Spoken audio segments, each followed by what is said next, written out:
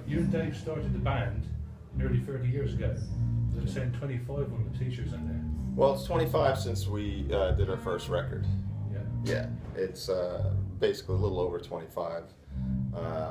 But it was, yeah, we had the band together for about 2.5 years before the first record came out. So it's, 25, 30, it all blends anyway. Did you expect to still be doing it now? I guess we always hope to, to still be doing it is pretty cool. I'm glad that we had our success when we did, because I think today it's a lot harder for bands to find the longevity, Seems to be bands out there and the internet coverage and everything like that. Yeah, it's like everything's so automatic now. It's kind of a bummer, I mean, I remember at the time I thought it sucked, but having to wait for like the new Kiss record or new Ramones record and wait and wait and wait. The only thing you knew about it is what you read in the magazine when it was coming out, and there was that anticipation and that big build-up that I think is kind of missing these days. It seems to be leaked out everywhere now. Everywhere, yeah. I mean, even when the new chapter of United World Rebellion came out, somebody leaked it. Somebody got an advanced copy, and it was all over the place before, weeks before it was out. So. Had you planned an alternative career if the music didn't take off? No, not really. I knew it would be something to do with music, producing, managing, stuff, writing, which I do all the above now, with the exception of managing. Snake does a lot of managing, and I'm sure if this hadn't worked out, I'd still be doing something musically. Yeah. When did you first start using your stage name? When did I start using a stage name? Wow. It was probably about 20. Yeah. People call you by your real name? Well, I legally changed it, so yeah. I changed it years ago. Yeah, as soon as I was able to, I went to the courthouse and I changed it, and so. Obviously, the Bolan's to Mark Bolan. Yeah, which Where is. did Rachel come from? Is that something? It was a hybrid when I was younger and I wanted a stage name. It was a hybrid of my brother's name, which is Richard, and one of my grandfather's names, which is Manuel, and I was just taking family names and kind of combining them and mashing them up.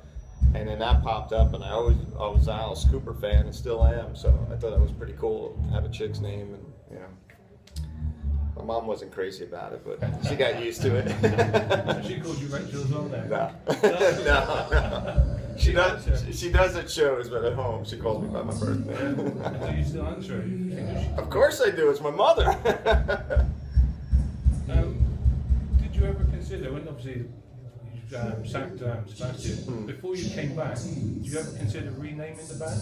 No, Snake and I came up with this name, and this is your band. So. Yeah. We started the band, and this is our name, and that's these songs are attached to that name. So there was never an idea. I mean, we did a project that we called Ozone Monday, but that had nothing to do with Skid Row, except the fact that some of the members were in Skid Row at one point. But no, we never even thought about changing the name.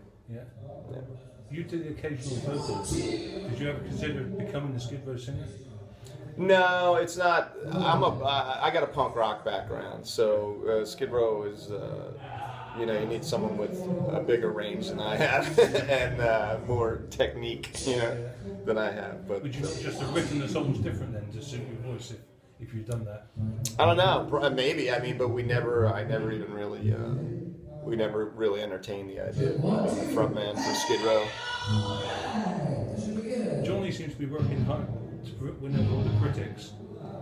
A lot of them are still saying we want Sebastian back, and there's always rumours. I prefer Johnny's voice. Yeah, me too. He's working better at what you do now. The critics are going to be critics. It's like the story is becoming so old. You know what I mean? It's been 14 years, and just to. Johnny's a singer at Skid Row, so Just released a second installment of United World Rebellion. How well has that been received by the fans? And how much are you playing live? Tonight we'll have, I think, 2 songs in there. Yeah, I think 2 songs in there. We try to, we play all the stuff that you expect to hear. We try to pull some deep tracks out here and there. And I think tonight is 2 songs off the new chapter. We have 2 songs off the last chapter, and then a song off of Thick Skin, which was the first album with Johnny. And, and then we kind of intertwine a whole bunch of other stuff.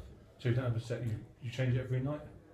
Not every night, but we have about 8 different arrangements that have subtle differences, and some have bigger differences. Yeah. Just depends on how you feel on the day. Yeah, and if we've been to a city already, I'm sure when we go to London, because we've been there, I think it would be 3 times in about 13 months. We'll change the setup. It'll be a bigger change than what we're doing tonight, I'm sure. Do you think the opening track, We Are the Damned, can be the new modern day Youth of the World? That's what people are telling me. A lot of people are telling me that it feels, it has that anthem feel to it, and we love it. You know what I mean? And it is. I think it is a updated version of it. From a more experienced, dare I say, adult standpoint. You know what I mean? It's got the same sort of vibe to. Yeah, it has that angst and that rebellion attached to it, which. I don't know how we still have all this angst in us, but we still seem to find it deep down inside.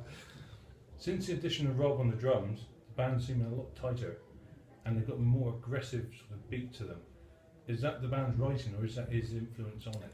I think it's a little bit of both. When Rob joined the band, everything just came together so fast, and it's almost like he'd been there from the beginning, and he's really good at putting the right feel to what we write, and it's just such a natural, and it was a seamless progression once he joined the band, which I think is going on about 4 years now, and it was so seamless. And he came in, and he does have a different attack to stuff, and he does hit really hard, and that that's how we like it. I've seen pictures online of his hands covered with blood. Oh. But yeah, he's a mess sometimes. Thumbs exploding. I'm liking the way you're producing your EPs now for 2 reasons. Firstly, you're getting new material every year, and we're getting to see a lot more of you. Have you got anything else planned when these 3 are done? Yeah, I'm sure we will. I mean, we may take a little break, but it's not going to be like 7 years in between music. I mean. I know Johnny's doing some solo stuff, and I'm contemplating doing a solo record, but I don't know when that's going to be. We just love writing, and we love touring. So, when you do solo stuff, do you all help each other out, or will he just disappear and you'll disappear and you do completely your own thing? Well, his stuff is very different than what mine is, but I mean, Snake and I will probably write some songs for it, and the guy Rob actually has played on a lot of the stuff that I've written on the side. So, we all kind of, it's a brotherhood for sure. Yeah. Everyone kind of helps each other out. With the more touring, you're spending a lot more time in the UK. Would you ever consider moving here? Absolutely, I'd do it in a heartbeat if I could. Man, we're out so much during the year, I love the UK. I feel very comfortable here. I always have since the first time we came over in '89. It's just something about it. I don't know. It's just the energy. There's a great energy. Rock is so alive and well here, and the fans in the UK are just there till death, and just very, very loyal and very excited when we come back, and just it's such a mutual respect between us. And is it somewhere you're finding the fans are enjoying you more here than they are in America? Or yeah, I think fans in UK and Europe, for that matter, are less fickle, and it's not such a like I was saying. If they're your fans for life. They're fans for the duration of the band and after. You know what I mean? And in America, they, not saying that we don't have fans like that, but there's so much stuff coming at you all the time that people just kind of go in different directions. But I mean, our core fan base, what's cool about us, because we've been around for so long, is that our core fan base is there now. At all ages shows, they're bringing their kids or their younger brothers and sisters, and I never thought we'd be a band that transcended generations like that. There's people that started listening to us at Thick Skin, Yeah. and then went back and said, "Have you guys got other albums?" You know, and then they go back and get the first 3 records. So, yeah. Speaking about the crappiest drummer in the world now. How important is the image of the band and your own image? I think image is important, but I think if we have an image, it's our just our honesty, and people know how much we love to play music and love to tour and just love to do what we do. You know, like I couldn't imagine doing anything else. You know, and I don't even know if I have a skill set to do anything else, to be honest with you. But it, I think that's why us and the people that listen to us relate, because it's a mutual admiration. You know, they're listening to us and they're giving us the ability to do what we do, and we appreciate that they do that. So, you know, it's a win-win for everybody, I think. I hear you're a big motorsport fan, do a lot of racing.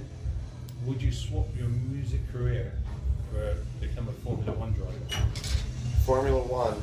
Or NASCAR? Yeah, I mean, I don't think I'd swap it. Maybe in another life, if I could be reincarnated as a NASCAR driver. But yeah, I love racing. Yeah, I haven't done it in a while because we've been so busy, and I had a herniated disc, so I had to take some time off. So, you know, that kind of sucked. But I want to get back into it. It's funny, we toured with Buck Cherry, and 2 bands toured together, and Josh Todd's a big race fan, so he races go-karts, I was racing go-karts.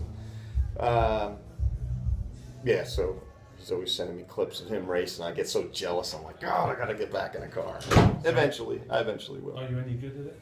I am. I've won some features, I've won a bunch of heat races, and yeah. I guess there's guys a lot better than I am because they got more experience, but yeah, I've won some stuff.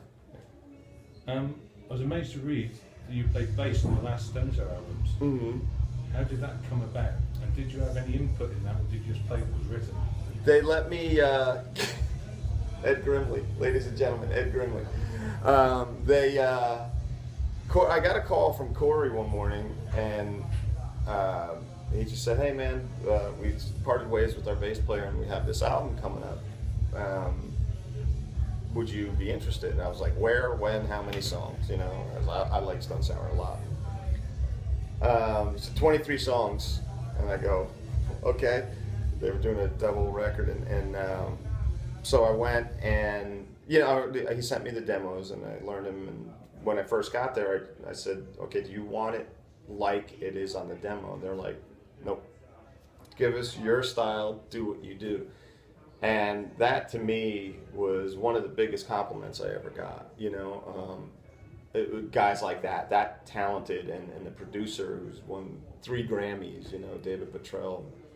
Guys of that stature saying, "Do your thing. We want your style on it. Run with it. If we hear something that we hate, we'll let you know about it." And they just let me be me, man. And it was so much fun. And it was so chill in the studio. Like I went in, I was like, you know, this isn't Skid Row, you know, and so not having guidelines to play within was really great, and it was very flattering. But you know, to go in, I wanted to make them proud, and I wanted, you know, my name's going to be on it. I wanted to make sure it was really good, and I really liked the way it came out. I love the bass tone. I love the songs that they wrote. And it was really cool for me because I didn't have the pressure of being a songwriter, you know. And it's great. Whenever I hear one of their songs on the radio, I'm like, "Yeah, this is cool, man." You know. We went to Japan. I signed a bunch of copies of the Stone Sour record in Spain and all that stuff. And I keep taking pictures and shooting it over to Corey and Roy. And they're like, "Cool." You know? They're working on new material now, I think. I know. Back in, do you think? Or? No, they got Johnny Chow now. Yeah. I'm sure he'll play on it. But I know Corey's going out with Slipknot. So Corey and Jim, but Jim, I believe Jim's not in Stone Sour anymore. I don't know, but I think Slipknot's going out on the road, and they just finished a record. Yeah. So they got that Knot Fest that does really well, and then I think they're going out, and Korn's opening for them. So. I've seen that in the UK with Korn. Yeah. That's next year, I think. Yeah, I think so. Have you ever had a Wayne's World "We're Not Worthy" moment? And if so, who was it? A Wayne's World what moment? We're not worthy. Yeah. I didn't act upon it, but I was at a NASCAR race and Dale Earnhardt walked by me. And I was just like, so my friends were like, go ask for his autograph, go ask for his autograph. I was like, and I was so starstruck because just watching that guy since I was a little kid, and here he comes walking by and just exuded just confidence and attitude, but not a bad attitude. Like, he was very friendly. I saw him give one of his crew guys a nut shot and bent the guy over. It was hilarious because that's what we do to each other, hit each other in the nuts all the time. And I was just too nervous. So I was pretty damn starstruck. Paul McCartney too, which I never got up to him either because he had these big goons around him. But evidently he's super friendly and very nice to fans. But I just didn't get a chance to get up to him because just so starstruck. Do you tend, obviously for your position, you tend to meet a lot more famous people? Or? I have met a lot, yeah, at functions and stuff like that. Yeah, and then it's funny, you find out people who are fans of your band that you'd never think of in a million years, like Corey Taylor for one, I never knew that he was a Skid Row fan. And, you just meet a lot of actors and stuff like that. It's just like sports figures. I got a lot of friends that are in sports and racing, and it's just, it's kind of the same thing in a way. Sports is a form of entertainment, and when they can, they go out and do all the same stuff we do. Not very often. Right. Yeah. If you could form an all-star band for musicians dead or alive, who would be in it? Man. Ooh, let's see. Who would I get to play drums? I'll start there. Dave Grohl on drums. Good start. Yeah. Roger Glover to play bass. Freddie Mercury to sing. Dimebag play guitar. Need another guitar player. Matthias from Scorpions. And I think I got it all rounded out. And I would be the guy watching. The manager. Yeah, exactly. Is there an album you wish you'd written, and why?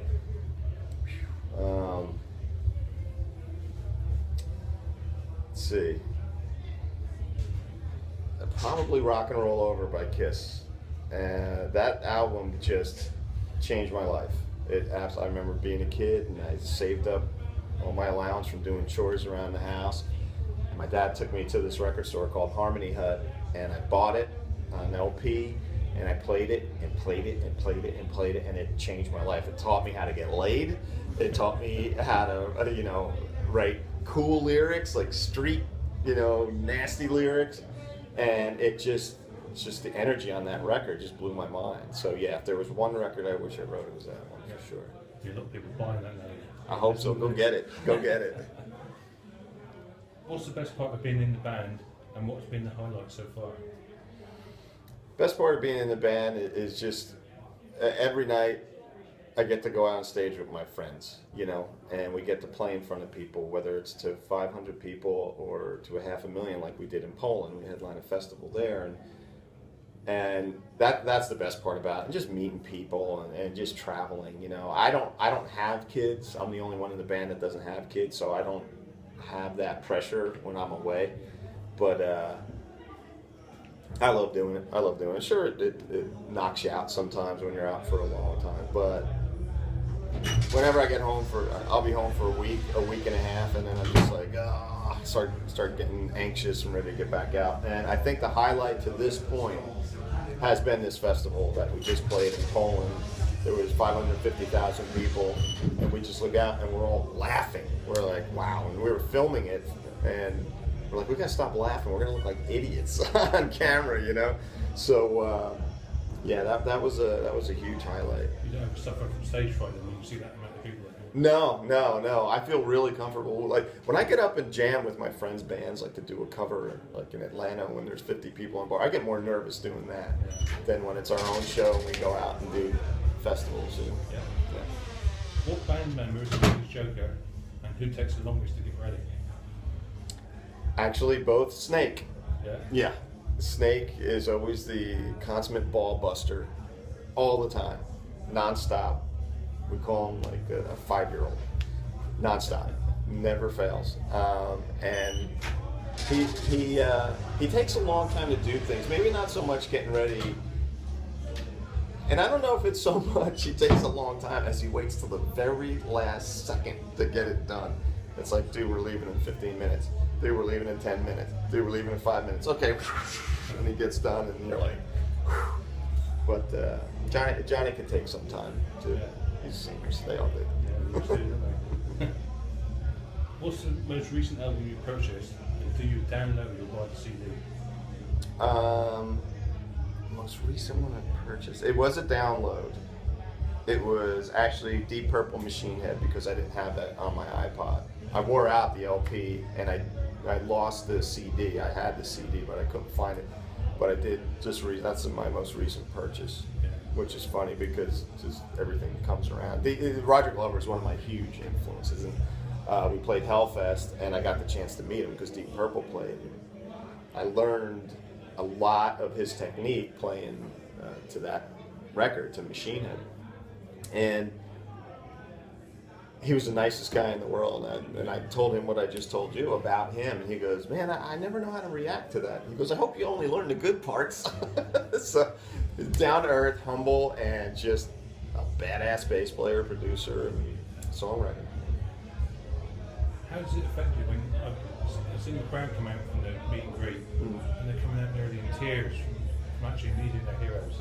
How does that make you feel? Man, it's a really good feeling that what we do and what we have done could excite people to that level, and that's all you ask for. You know, it's to have songs just touch people like that. It makes you think when you started listening to a band and how like this stuff. To me, songs are photographs in time, and to affect people like that is pretty awesome. And I never imagined that we'd be able to do that, you know. So it's really cool. It's really cool. A few quick fire questions just to finish up. Favorite place? If I had to pick one place, it's kind of a toss-up. I love London. I love New York City. But New York City, I grew up right across the river from it. So if I had to pick a place, it'd be New York City. Favorite food? Italian. Yeah. Favorite person? Favorite person? I got a few of them. My best friend in New Jersey, his name is John Day, and I could spend every moment of the day with that guy because we could go months without talking, a year, and we pick up the phone and we start right where we leave off. There's nothing like, oh, you never call me and stuff. You know, that guy means a lot to me. Yeah. Don't ever bring him on tour with you? He comes out every now and then to hang out, and you know, all the guys have known. We've known each other actually since we were 4 years old, so 46 years. Favorite band? Ramones. Yeah. Favorite album? Rock 'em all over. Yeah. Yeah. Tea or coffee? Man, that's a tough one. I like to drink tea before I go on stage, but I like to drink coffee when I wake up. But tea gives me just enough jolt, but I gotta go with coffee. Lager or cider? Definitely lager. Whiskey or wine? Whiskey. Yeah. Rum or coke? I don't care for either one that much. But if I had to take one, I guess I'd take the rum. Yeah. And anything you want to plug? Just this new EP, Rise of the Damnation Army. It's out now. It's out everywhere, and you can find out what's going on with us with our website, our Twitter, or all the social networking. I'll put the links to all that in. So. Awesome. Yeah. Awesome. Great. Thanks for your time. You got it, brother. Thanks a lot. Appreciate it. Appreciate it. Check this. Thanks.